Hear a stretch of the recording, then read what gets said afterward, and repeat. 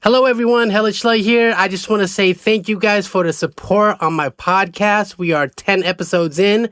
This episode is about to be episode 11.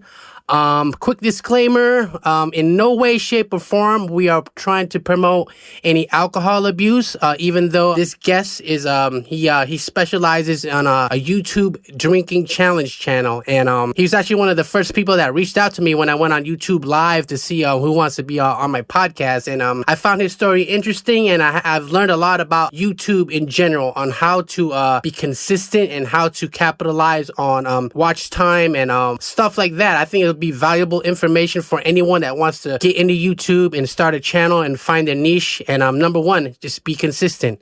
Hope you guys enjoy the video. Make sure you like, comment, and subscribe. Today we got a very fun episode. Can't wait to introduce him. But before we get into that, I'm gonna roll the intro.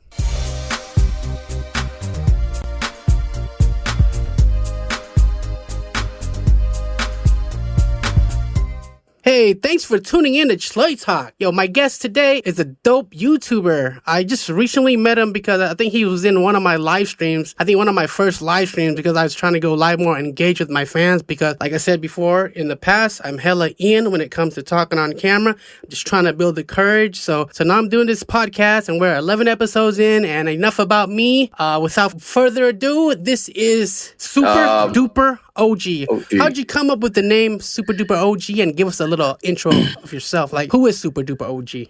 Okay, the thing is, the name Super Duper just randomly came to my head. First of all, when I was sitting on a toilet, I couldn't even think about a YouTube name because it's very hard. Like, what am I gonna call myself? Especially with a beer drinking channel and like all these crazy challenges. And it's this kind of weird story. I was like literally, taking a shit in the toilet, and one of my friends had a TV in a toilet, which is the weirdest thing ever. And I was watching this show, and then it's like a kid show or whatever it was, and then all I heard was like, "That's Super Duper." And I was like, "Wait, hold on, Super Duper." I think that's really good for a channel name. First of all, like a drinking channel name. So I was like, okay, I'm gonna go with that.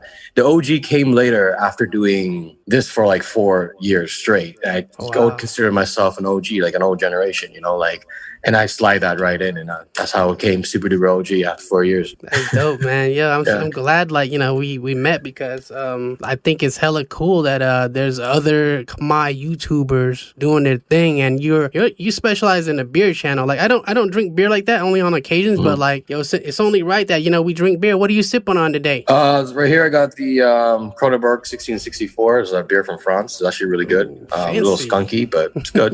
Smooth. Yeah, man. I had to give me my favorite beer. This is like my favorite beer of all time. Modelo, you got the mix right there. The Michelada. It's like their version of the Mexican beer, but it's really good for me because I like tomato and the chewiness, and But if I drink beer, this is my beer of choice. But what made you like get into beer drinking? Like doing a channel about beer drinking and doing all kinds of beer bomb. The thing is, even before this channel, me and my boys would literally drink so much, like every single week, like a lot. So I kind of thought about it. I'm like, hey, why not just make a channel? But I was inspired by other YouTubers as well too, like doing crazy stunts and drinking stunts, stuff like that, like LA Beast and Reckless Eating and Tim Rashader and Kawhi, all those guys, they drink crazy. Like, they drink 40 ounces, slam them, and it's all about speed, right? So I'm like, hey, you know what? With my drinking experience with the brothers, I'm like, I could do this on YouTube. So I decided to do that. And one of my videos blew up to like 1.6 million when I was really small. And that was like 20 shots of Jaeger, and that video got me in trouble. Holy smokes. Yeah, Go ahead. Explain trouble. I got a strike for that from YouTube, and they say you can't upload self-harm and stuff like that. Oh, okay. But you can do alcohol videos. You just can't do videos that may harm yourself, right? Like 20 shots is a lot. That's like alcohol poisoning stuff. Very excessive. Yeah. But I want to thank you for sharing your story. So I forgot to, cheers. Let's cheers. Cheers, man. Cheers, bro.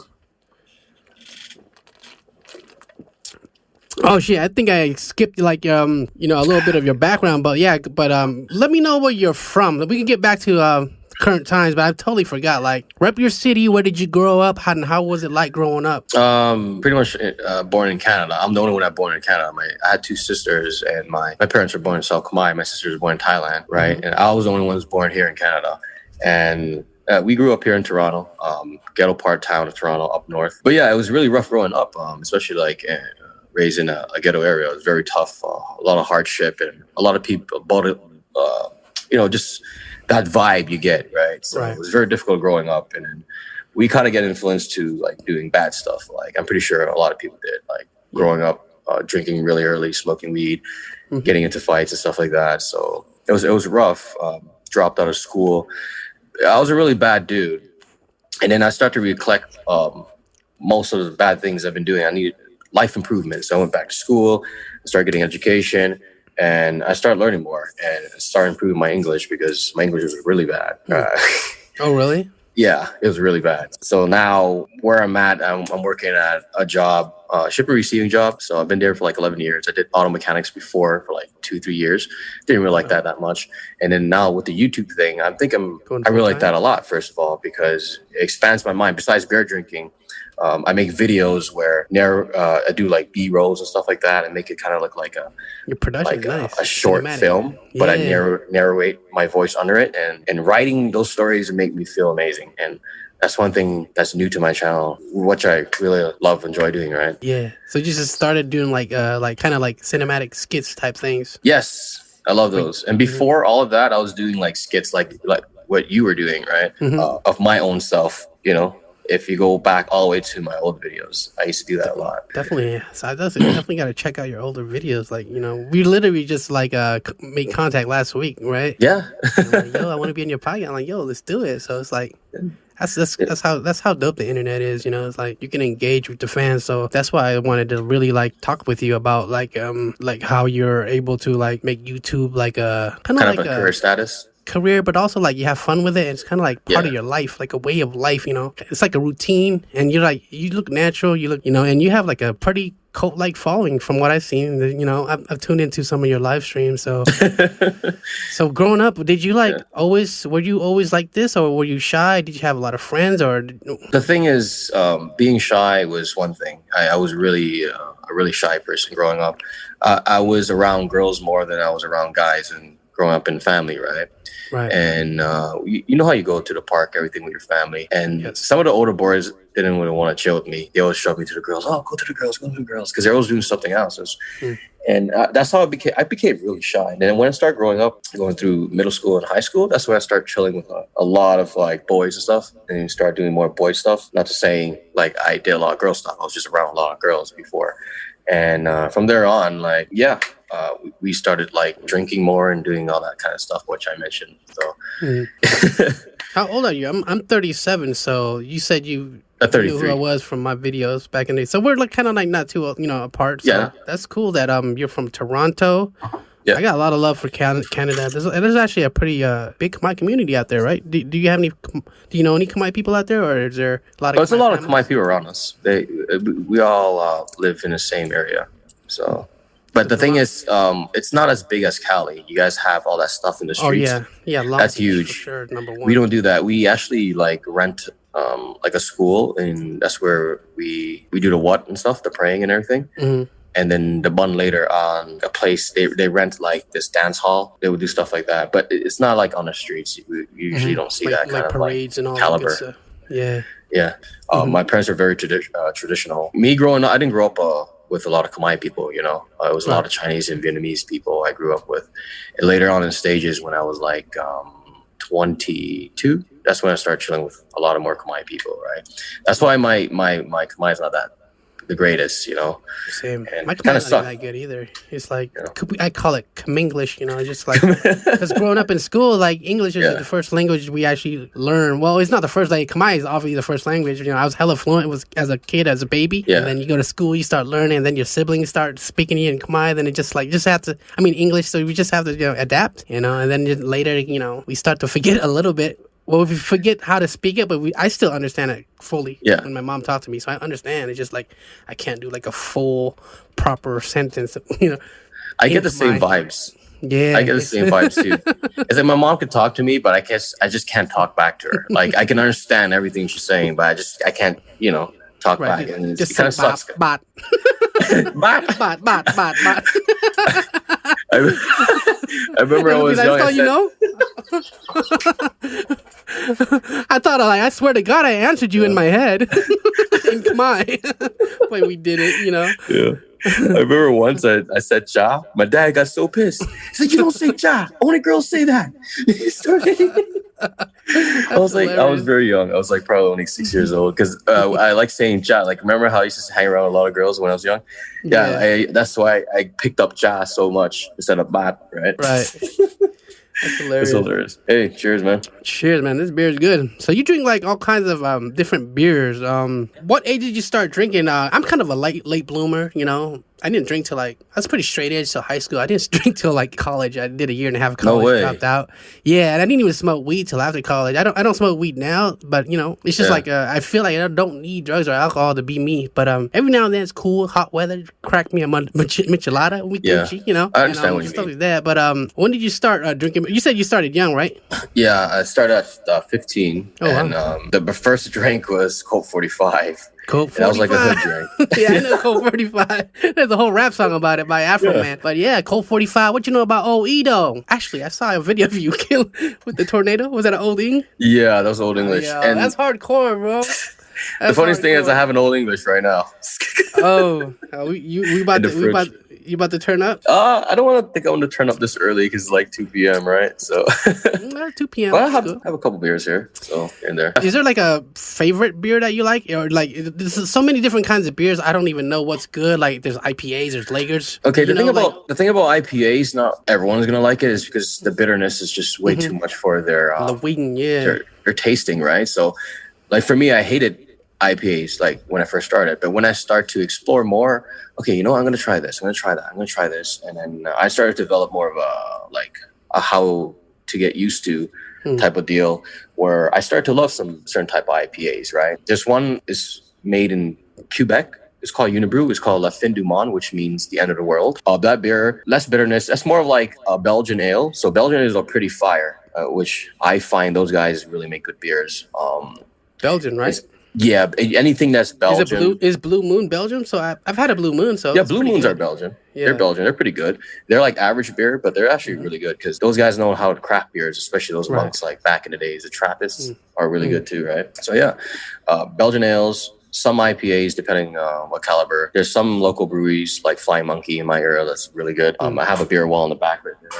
Oh, nice. I collect a bunch. And Sparkle Puff is actually good IPA. So yeah, there's a bunch out there. Awesome. You just have to explore IPAs. That's the thing, right? Pilsners are good too. Pilsner is just straight smooth. Do you have a favorite beer of all time? Just so many that you like? I would say currently right now is these two. I'm going to show you right now. Yeah, show me. Okay, they're all drank anyway. So this is the one I was speaking about, La Fin du Monde. This is 9%. This is a triple ale. Dang, 9%. That's hardcore. And this is a triple IPA. This is Sparkle Puff. This is 10.2%. Are these like Canadian beers? Because I don't think I've seen them be found. These are considered Canadian, both of them. Okay. Yeah. So yeah, those two are my favorite for now. They're pretty high, 9% and 10.2, but they definitely give you the kick. You don't have to drink so much beers. You just got to drink one of those, and you're like, you're loose. Yeah, you loosen up like a bolt. So when did you start your YouTube channel? Did you always wanted to do a beer channel, or did you have any other stuff? You said you did skits before. Was it on YouTube, or is it all on one channel, or did you have separate channels? Or okay, the thing is, firstly, I started around 2016, and my initial thought was to make a skit channel, right? So my first video was actually based on a skit, right? I don't know why I stopped doing that after the first episode and started doing challenges, because I think I was just inspired by other YouTubers, like, hey, I'm going to do this challenge, I'm going to do that, I'm going to try to complete it and try to beat it. And then it just developed from there. With all those challenges, honestly, it gets really boring and repetitive. And then after the years passed by, that's when I started to make things a little more differently, like start making beer drinking tools and doing little experiments and how-tos. And, I did some beer education videos as well, too. And yeah, the list just kept going on. And I think my originality made me bloom, right? And some crazy drinking videos did as well too.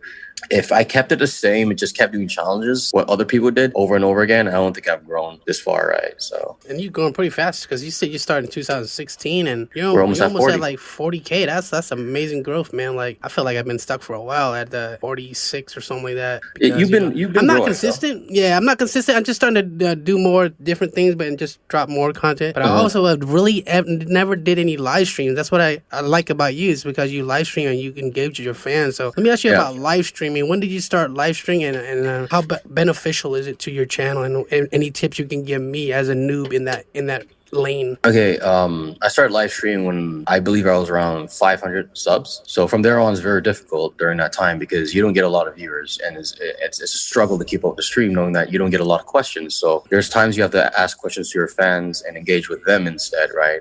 Ask them how their day is, what type of favorite beer, what kind of work of line they... Sorry, I'm kind of messing up on my words a little bit. No, it's all good. Yeah, you would talk to them like a friend. And then from there, it develops. And the next time you live stream, your audience builds because your subscriber count is building up as well, too. So getting used to live streaming is very hard because, first of all, sometimes you do freeze. You don't know what to say, right? So, like I said before, it's best to implement some different things on your live streams.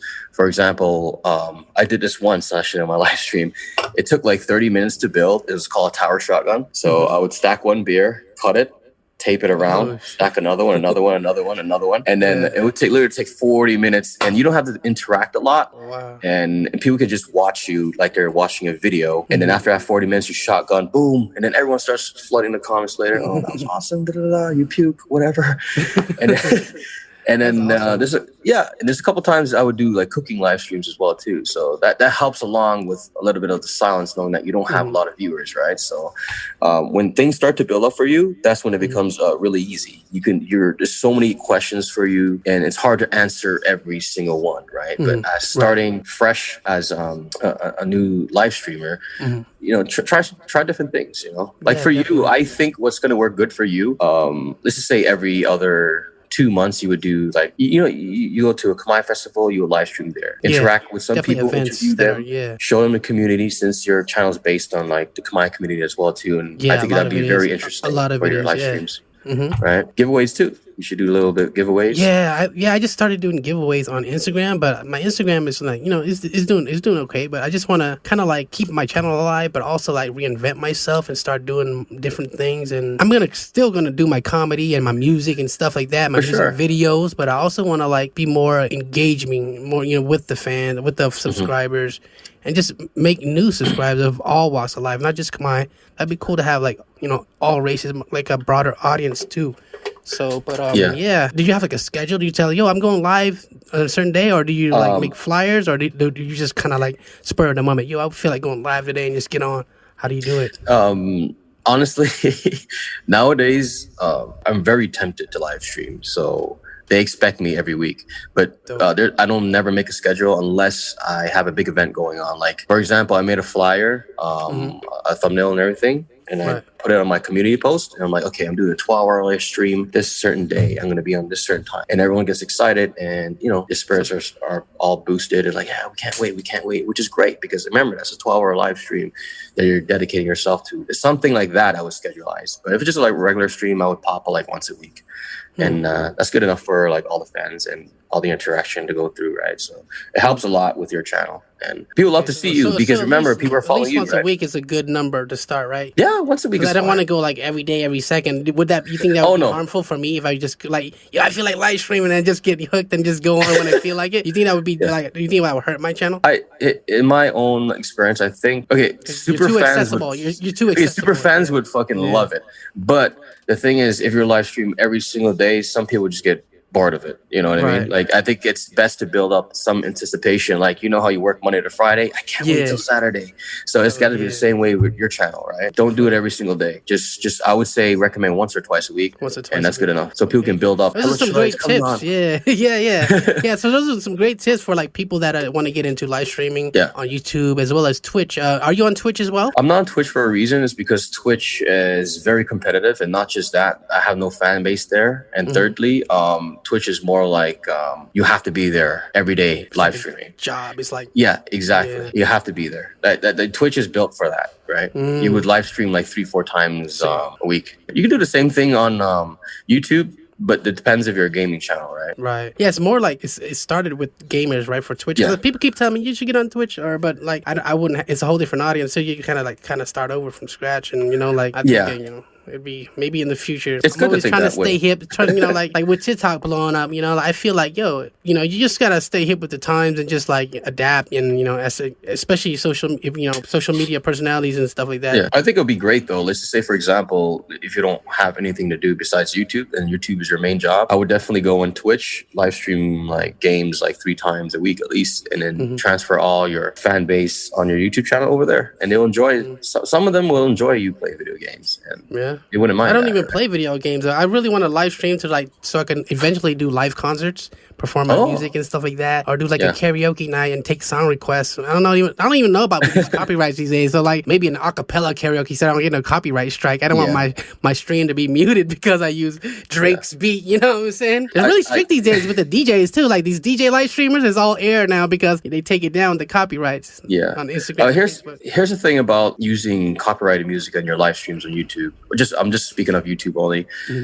I play music. People throw requests. I play them as well too. As long as you don't monetize your live stream, never do that. Because once you do that, you get in trouble. And then the only thing that you get is a copyright notice if it's not monetized. And you can actually use the music, and your live streams won't get muted at all. Cool. So it's no problem as long as you just check that do not monetize. Oh, so it's fine then. Yeah, okay. I made a mistake last time. I enabled it, and I got in shit, and I got a copyright strike. So how hard is it to get a copyright strike? A strike is kind of like a strike on your channel, or is it just like a warning? I think copyright strikes and guideline strikes are totally different, right?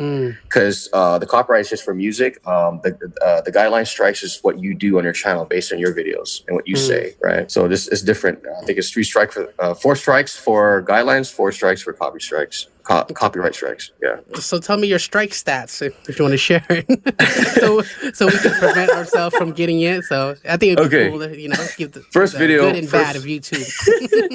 First strike ever was, remember I mentioned the 20 shots of Jaeger. That's self-harm. That was 1 strike, so I couldn't upload for 1 week, and I got banned for 3 months on live. My second one was I made lean, on a YouTube video, and it's like, I forgot what it was under. I'm not too sure. It could have been self-harm again. So I got a second strike and another ban for 3 months. And I was so frustrated. I was like, yo, man, how are you gonna ban somebody for 3 months for lives? That's way too long, right? Just and for live feature? Yeah. Live? Oh wow. You can't go live. But they changed it now. It's if you get a strike, it's only 1 week. So that was like a long time ago. But now the future. As a YouTube, you only get 1 week, no live, so it doesn't hurt as much. And I've gotten another strike. It was called a Centurion Challenge. I don't know if you ever heard of that. Centurion? No, I haven't heard of that. It's when you get 100 shots of shot glasses, and you would pour like beer in all of them. Okay. And you would take it every 1 minute. You take 1 shot, right? So I ended up taking all of it, and I think it was about I can't remember. It was a lot of beer for 100 shots. It was over 14, 15 beers under 2 hours, right? So they gave me a strike for that one again. Yeah, yes. And the thing was, after those 2 strikes were gone, luckily I didn't get that third one because I would have terminated my channel, right? So those 2 strikes cleared, and that one came after, and I was like, oh, wow. Oh, so strikes are able to clear over time? They clear after 3 months. Oh, that's good. It's good to know. I thought maybe 3 strikes are out is the deal, like, permanently, like... Yeah. No. I don't know what it is now. I don't know if they changed the rules, but that's how the rules were before. They clear after 3 months. Wow. Yeah. So you said you took 16 shots of Jaeger? Yeah, 20. 20 shots of Jaeger. Wow, that's a lot of shots. Is that one of your most viewed channels? Yeah, that's really dangerous. But I definitely gotta check that out. How did you? I mean, I guess we gotta go see. Did you? Were you good?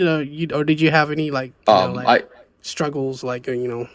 I struggled throughout all 20, but I completed it, and I ended the video because I did puke in the end, and I was scared of showing that because that was one of my early videos, right?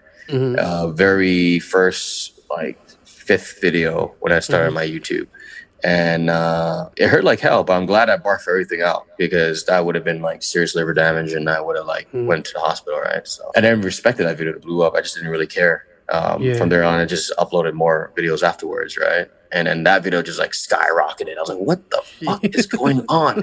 And the funniest thing is that video got monetized. Holy shit. So I made money from it. And I was like, what?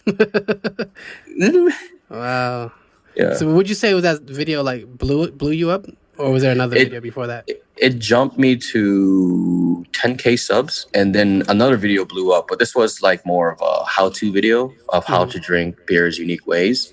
That blew up. It's almost at 1 million right now. That one stabilized. There's no issues with that. So, and that jumped me up to like a little bit more. Then there's more videos of me shotgunning a 40 ounce. I drilled a hole in it and I shotgun a 40 ounce. And that blew up to like again. So yeah, things are going great. All this drinking can be excessive, but you know.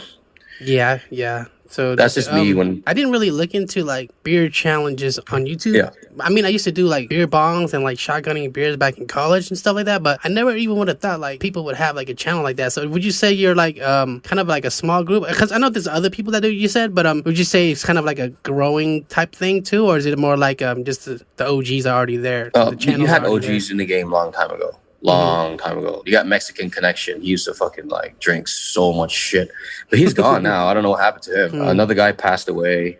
Tiny Timber Shotter. Why he doesn't drink anymore? He's done. Like he barely uploads. So most of the OGs in the game just don't do it no more. A lot of youngins like me and a couple others, like they keep up with the channel, and it's going great for them and me too. But sometimes it can get a little too crazy and out of hand. But I make sure I don't drink every single day, because what I do is Monday to Friday I go to work. You know, I eat my regular diet, and I get turned up on the weekends, right? So yes. Yeah. It's more of a better balance based on my health than on the weekends you drink then. Yeah, the weekends. Okay. The Saturday, either I do it Friday and Saturday, and that's it. Like I'm done after that. Because before growing up, I used to do, when I was like 20, 22, 24, I used to drink a lot. I used to drink like every day, man. But then I had to cut that stuff. Like the liquor, I had to cut. I quit liquor like 3-4 years ago. Yeah. And smoking too, right? I smoked 15 years. Done with that. The only thing I keep in my life is just beer for now. I don't know what your relationship with your parents. Are they supportive of this, or are they just like, yo, he's an adult, he can do what he wants, and he's doing well for himself? I show my dad my video, and he genuinely just likes it because the skits and all, and it was funny. And then my mom seen it too, and she's like, "Hey, man, you're drinking too much. It's not good for you." You know how moms are. Mom right? like instincts, yeah, of course. Of course, she doesn't agree with my channel, but that's my mom, right? My dad's cool with anything. He's just cool with whatever, because you know what? The funniest thing is my dad drinks more than I do. You should do a dad challenge. Who can shotgun a Old English faster? Yeah, I don't end up killing him. Yeah, but he drinks like a beast, man. Maybe I learned from him. I don't know. Yeah, maybe the drinking gene. That's cool, man. Yeah, so there's all kinds of different types of ways to drink beer. I've never heard I never knew what a tornado was till I just browsing through your channel. Like, yo, this guy's wild. I showed my friend, like, yo, this guy's wild. Yo, it's kind of cool to see like different stuff, because I'm always on YouTube searching like. Yeah. I don't know. I'm always looking for like ways I can improve my videos and editing. I'm like really nerd on that aspect, but I also watch like suggested stuff. Random videos for YouTube suggest me, so I'm always finding a new artist, a new, just like trying to diversify my thing. But like now, it's not even just the beer about your channel. I like the cinematography. I like the lighting you use. I like your quality is crispy. So I definitely want to pick your brain on a little bit about your gear. Like when did you start like upgrading your gear? What did you start with in the beginning, and what do you use now? Okay.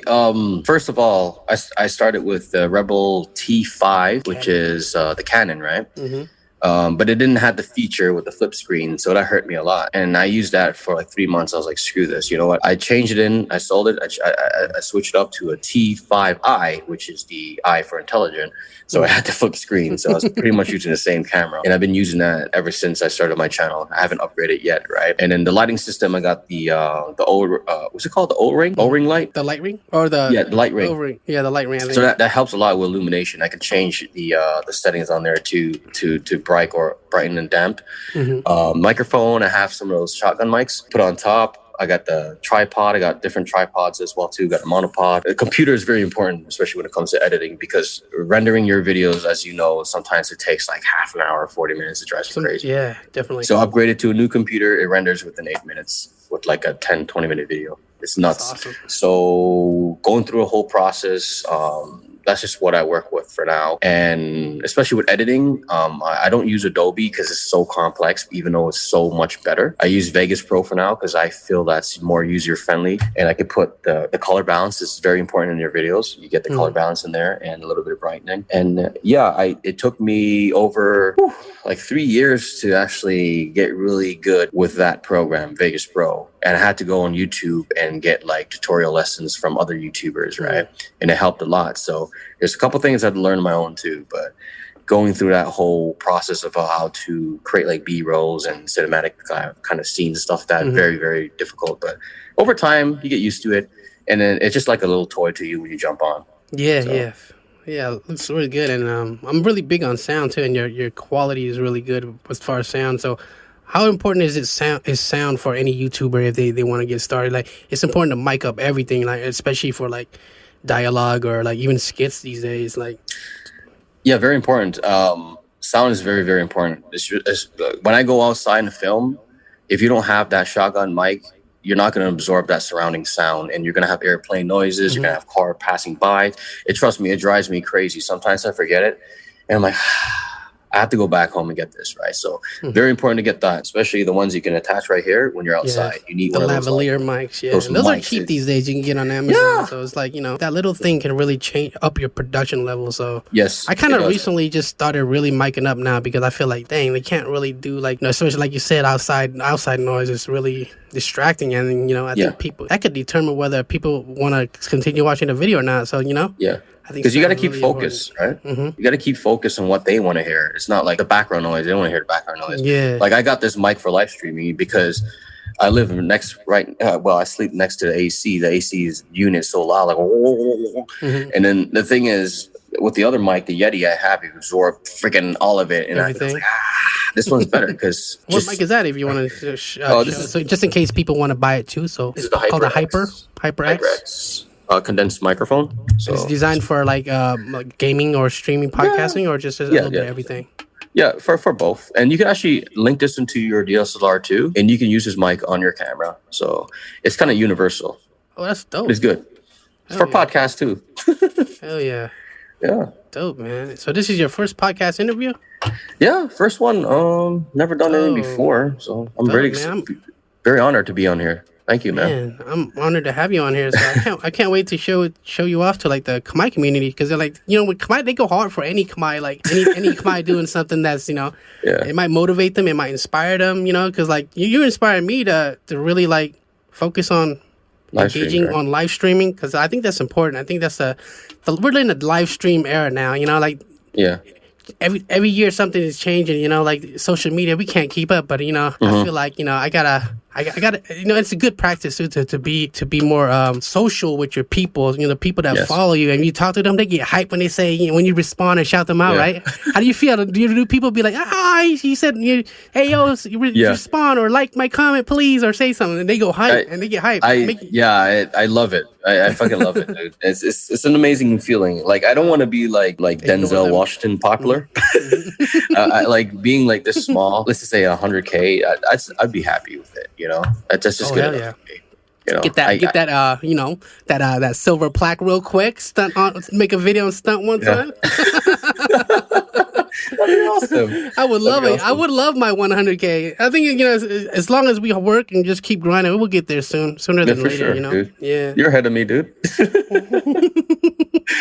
The crazy thing is like, your channel is so popping and it's growing so fast. You're gonna fly right by me and you're gonna get 100K, and then we're gonna have a follow-up interview. I'll be like, yo, how did you get to 100K? Because I'm still at 46. Teach me. Then you'll be on my podcast after, right? Oh hell yeah! Speaking of podcasts, would you ever like want to do something like? I think you have a good podcast personality. Like we talking, we chilling. Thank you, man. I'll definitely do that. One day when we hit 100K, man, I'll invite you right over. Boom, come on my podcast, and you're gonna get drunk, man.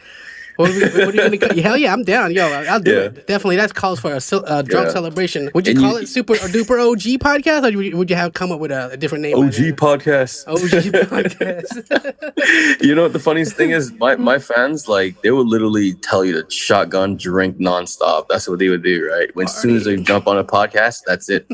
Your life is over. Dang. I think that would do well because, like, it's different. Some people like to sit and talk for hours, and people like that. People like that audio. I just really, not gonna lie, I just really started watching other people's podcasts. I'm like, they're just having regular conversations with their friends and just like people. Like, I could do that too. Like, maybe I could start with my friends. Like the first few that I did for this episode. I mean, like this Chluy Talk. I started with people I knew that I grew up with, childhood friends, but they also like doing stuff with their life that I want to promote their real estate business or whatever, and reminisce about our childhood. So it works out, I like that, man. I appreciate that, man. That shows a lot of love within your community. You've been doing that since like day one, man. So ChluyTalk is actually a good name too. I like that. Yeah, like I didn't want to like overthink it. I like, but if anyone ever asks me why ChluyTalk, because I'm hella Chluy and it's a talk show, like a talk, ChluyTalk. And even though Chluy means rude in Khmer, like I want people to know that like it's just a brand, it's just a name that I ran with, and I don't want to change my name because it's just like I'm really, people that know me, I'm really far from Chluy. Like I'm really have good values and morals that my folks taught me. It's like I don't know if you see my videos, like I dance on the line. I never cross the line. I never really cuss, like especially the Khmer words, like hardcore cuss words. I have kid followers that I want to, I don't want to like, I want to be a good role model to them, like, I don't want to be like, what are you teaching these kids? I don't want cancel culture to come like, boycott Helen Chluy. He taught my kid to say, "Chow Masit." Well, "Chow Masit," I think it's a funny word, but there's other words that I don't want to say, like, the hardcore words that I know what you mean. Yeah, so it's like, I try to tell people at work, don't share my channel, because I don't want to go up to management. Next thing they fire me for something silly I do on YouTube, right? And I keep telling them that, but they keep sharing it because they love my videos. They're like, no, we want to promote you. I'm like, no, please. I make a lot of money here. I don't on YouTube. So I feel in a way, in a way, I don't want them to cancel me out, like what you said, right? I guess based on just me creating silly videos, but. Anything you want to talk about, like, or like shout outs, or like anybody want to plug, or like anything you want to say, or you got questions for me, or Actually, I got questions for you. Like, when you first started, how did like your response was to the people in South Khmer? Like how did they feel about your videos? What were their comments and stuff like that? I'm curious on that. I think South Khmer was like the one that really, really like blew me up. They were the ones that help sharing it and doing it viral. Like I think the super viral one was like a Gangnam Style parody, Sratnam Style, and at the time, Psy, that was like the fastest growing music video in the world by Psy, the K-pop sensation. And I did my own version and posted it on YouTube and Facebook, and it just had like a lot of shares and views. I think like almost 400,000 views, maybe 300,000 right now, but back then it was a lot, Yeah, it was huge. For like me especially, it's like I have yet to have a single video that has 1 million views on YouTube yet, but I do have one that's on Facebook. It's like, it's different, but Cambodia really like changed my life. I kind of like developed a cult following from my Cambodia fans, so Khmer fans, and they really go hard for me. And I think the bulk of my followers are from Cambodia. Maybe like it might be like a 70-30 split with America, or maybe 60-40. But yeah, so it's like they really like kind of put me on the map in Cambodia, because like over there they like what's going on in America too. They're like, this is Khmer American doing his thing, like he just did a Justin Bieber parody, this and that. And that one's hilarious. Yeah. And they're like, their publications will post it, and I had to Google Translate to say, see what it was, and they're just like really like, this is cool entertainment, funny guy in America. So it was like kind of like unreal, overwhelming, but at the same time, I still felt like I still have like that underdog mentality. I feel like, I could do better. I could, I was like, they ain't seen nothing yet. That's me. Like, I'm always like, how can I top my last video? I always feel like, I'm not where I want to be. Because like you said, YouTube is, you don't really pay well. You really have to be really grinding like every day, like algorithm changes, like the adpocalypse that one year, it's like, it affects everything. So it's like, you always have to have like multiple grinds, jobs, and like different revenue, different ways to get them that money, but YouTube is not what I was trying. Like, I don't depend on YouTube to make money. I just do it out of really pure enjoyment and just for the love of the people that support me. It's like I never did this for clout or fame. Like, I don't give a shit about. I'm actually anti spotlight. Like, I'm really shy. Like the people that know me. So, but I'm already like 10 years in. Like, I gotta keep like Khmer American comedy alive. But at the same time, I'm in the part of my life where I want to do general comedy and just kind of like broaden my audience as well. I'm always going to show my people love, and hopefully they root for me too. Once I like try to like make funny videos just for all people too, in English as well. That's what I mean. I don't want to like limit myself because I feel like I have so much to offer the world. Like I feel like I'm blessed with different types of talents, and I want to use it while I'm on this earth still. You seem very passionate about that. First, I'm going to say off. Thank you, brother. And I understand when you don't want to feel so limited because you want to expand yourself into different categories and branch yourself out, and blossom like a big tree. And I feel the same way too, and you definitely have the brain when it comes to comedy, and there's so many things you can do. You can do like Cambodian stand-up or just stand up alone, and there's a lot you can do. You don't want to waste your potential. Definitely. Right? You have a lot going for you, man. Thank you, brother. I can see that. So you're welcome, man. And I hope to see more of those videos. One of my phrases like those was it the Hella Chluy song, the boyfriend.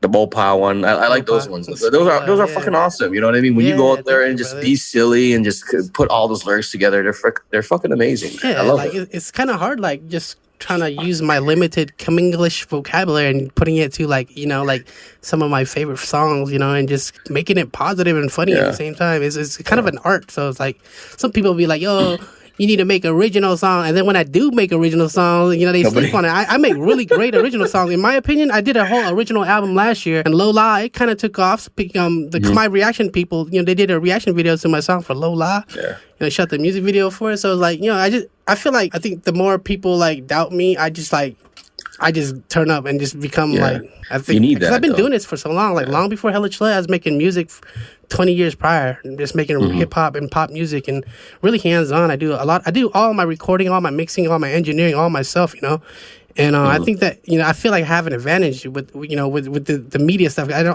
don't no longer have a middleman. I don't need nobody to edit my video. I do everything all from the comfort of my home. I have all the tools I need to succeed, and I feel like that's kind of the wave that people are going, the direction that people are going, especially with other YouTubers, other creators. Like they have to do everything themselves. And do you feel the same way? Do you do all your stuff yourself too? Right? Here's the thing. I definitely agree with what you're saying, and I'm definitely the same way, because the thing is, I hate having to rely on somebody else. I rather rely on myself only. So all that editing, all that stuff that I do it myself, because the thing is, same with certain artists, like say I love fucking Mac Miller. First of all, he knows how to play the instrument. He knows how to make his own beats and stuff.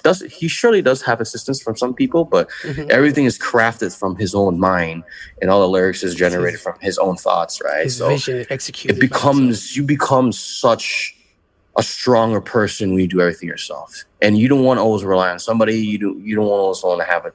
I'm not saying there's something wrong having a team. Nothing wrong with that. But developing yourself, all that strength is going to push you more forward for the future, and you're definitely going to be somewhere in life, right? So yeah, definitely, I totally agree 100%. Yeah. Not to say that I don't have a team, because I do. I have McNubb. I always scream McNubb. He's one of my producers, because like he makes the instruments and stuff, the beats, and he's also a childhood friend, so it's not even about the music. Like he gives me like life advice, tips. He's younger than me, but we always like look out for each other. We all want each other to make it. But he does a lot of my music as well as my webmaster work. He does my website, so it's always good to have a team that want to have something to the table, but they do it because they believe in you, and they want us to win. And like we always say, like if I win, if I make it, we all make it. Vice versa, because he might make it too. But he's just shy. I'm trying to get him on ChluyTalk, but it's gonna take a lot of convincing. He's like, no one knows what he looks like. He's not the type to be on the internet. He don't, I think his page might even be public. I mean, private. So it's like, it's fine to be private. You can be private, right? Yeah. But when we talk like every day. So it's like, it's cool to have that a team. That's my team, McNubb, and the whole Bodian squad too. There's like McNubb, AP. We make music ever since we're kids, and now I'm using ChluyTalk so I could like spotlight them too. So shout out to AP, a lot of beats, the squad behind my music. So I feel like you have to shout out your producers, the people that make the beats. Without the beats, there is no song. That's how I feel. I totally agree with you as well too. Right? You can't always carry everything on your own back, right? Because to me, I have such a hard head sometimes. Even same thing as work. It's like, no, I don't want no help. I want to do it myself. But then one of my fans actually told me, it's like, you know what, dude, it's okay to even like get help from people. It's fine. You can't always like carry everything yourself and have a huge burden, because you know what, sometimes getting help is becoming stronger, right? So Yeah. some of my Especially boys something you actually have, help me you know? with like filming and stuff like too. So it's Oh, pretty definitely. cool.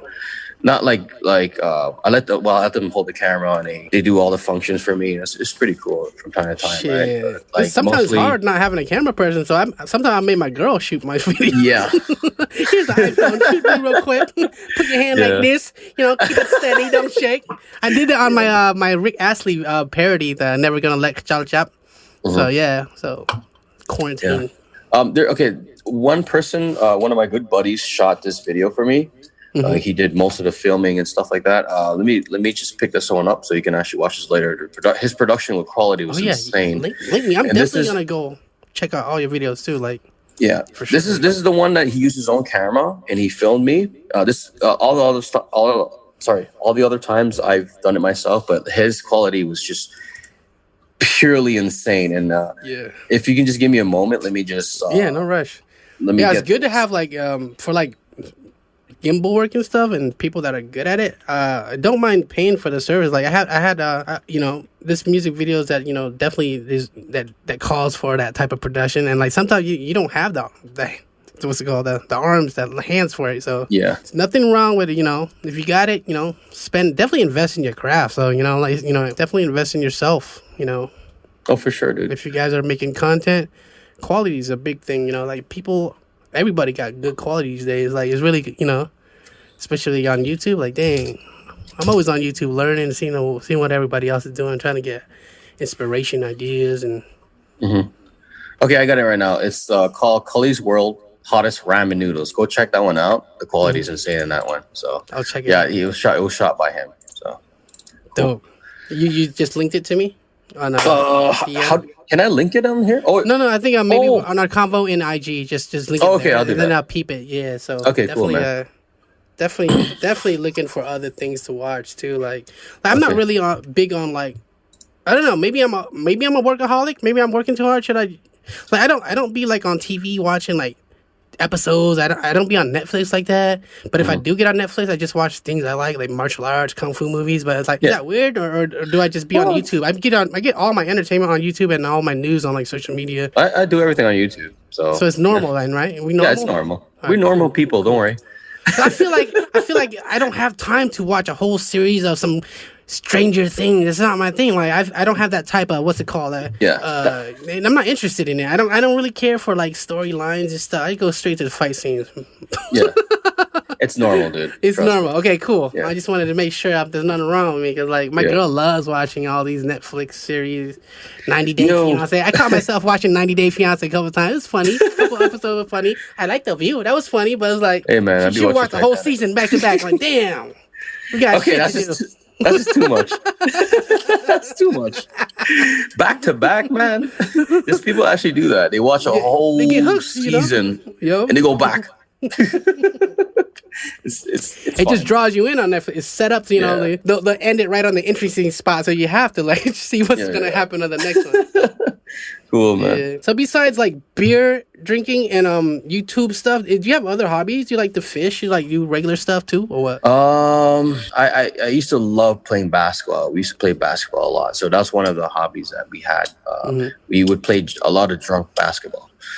Definitely, we would fall and we would like push each other down. We would run without even like going through 3 steps. That It's sounds silly fun. basketball. I've never thought about drinking while playing basketball, but that sounds like it could be fun, especially with friends. You were gonna get dehydrated as a motherfucker, Hell yeah. and it's not gonna be yeah. so good, but it's fun. Yeah. Other hobbies, I just truthfully, I love editing videos. If it's something, when it comes to filming, truly love it because the thing is, I get a little like giggle out of it based on what I'm creating, either comedy skits or something funny. You know, story films. I get like a huge rush out of it, and I love Dope. putting them all together. So I consider that as a hobby and drinking. So. So, yeah, That's I about think it. I think we have something in common with the videos. I love that whole process too, like editing, color grading, and just making things come together. Yeah. You know, seeing that Yeah. final outcome. So That's good, man. yeah, so shit. I think we covered some fire stuff, man. I learned a lot about you, and it's Me too, almost man. an hour. So you know, I think this is good content, and Cool. I think it's a wrap. So if there's anything else you want to talk about, there's no rush. So if anything you want to say, we got all day. Okay. For your channel, I'm gonna do this. So I'm gonna do a double shotgun. All right. Oh shit. Quick. And then so he's gonna do a double. Okay, go ahead, say it. So I want to make it cut. So I'm trying to like integrate it. So like whenever I cut, I want it to make it. Okay, go ahead. All right, so I'm going to do a double shotgun, and this is going to be under a minute or less than that, probably like 30 seconds. So this is something I would do in my live streams from time to time, either a double shotgun, a triple shotgun. This would be done under 1 minute. And for us challengers, it would be speed. So it's all about speed. So we're going to do this on ChluyTalk right now. So I'm going to get 2 beers. Exclusive. Yeah, for those that don't know what a shotgun is, it's when you like poke a hole in the can of the beer. You take the lid, I think this part, and then you drink out the hole that you poked in, and then I guess you have to show you. I'm not even good at explaining what a shotgun is. Okay. So for the noobs that don't know, let them know just briefly. Okay, I'm gonna let you know a shotgun, but I definitely will give a shout out to Anyan, Achiet, and Apet. Okay, and Malay and Arab. Okay. Shout out to the Khmer homies. I heard some Khmer names. That's good. Oh, Khmer, yo. So the way you want to do a shotgun is that you see this part right here. You want to have it downwards like this, and you're gonna flip the can around. Then you're gonna puncture a hole at the bottom. So you're gonna tilt it like 45, like that. So you hit the air bubble. Release it, guys.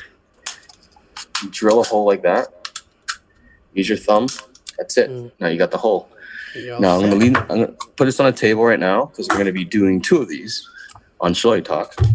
Yeah, I'm hyped, yo. This is dope. We're about to get Chluy right now. It's a whole different element in this one. I'm excited to share this one. Yeah, you definitely see the entertainment level when people watch me live stream, right? And they love this kind of stuff. Hell yeah. I sure get twisted, but yo, this is fun, yo. This is like real fun. That's why I think you're doing well, and you can continue to shine, bro. All right, so you wanna do a timer, or should we just go? Yeah, let me get my stopwatch on my iPhone. No, hold on, let me just put up my timer. We're gonna do a countdown. Yeah, do countdown. Okay, let me know when to start. You want me to count? Yeah, you can count. Moi. Hold on, let me put it airplane mode. Just do feedback from the speakers. Yeah. Just give me a second. Right. Okay, I'm gonna go 3, 2, 1 and come on. Okay. Okay. Yeah. Bay, B, moi.